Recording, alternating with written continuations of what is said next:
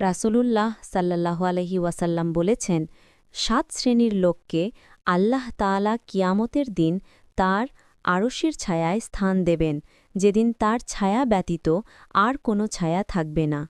তাদের মধ্যে একজন হল যে যুবক তার প্রতিপালকের ইবাদতে বড় হয়েছে।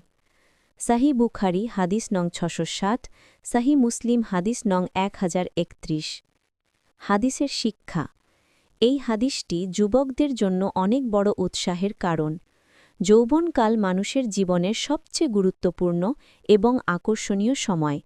এই সময় অনেকেই বিভিন্ন কাজে ব্যস্ত থাকে বা খারাপ অভ্যাসের দিকে ঝুঁকে পড়ে। এই কঠিন সময়েও যে যুবক নিজেকে আল্লাহর ইবাদতে, যেমন নিয়মিত নামাজ আদায়ে নিয়োজিত রাখে, আল্লাহ তাআলা তাকে কিয়ামতের দিন এক বিশেষ সম্মান এবং নিরাপত্তা দান করবেন।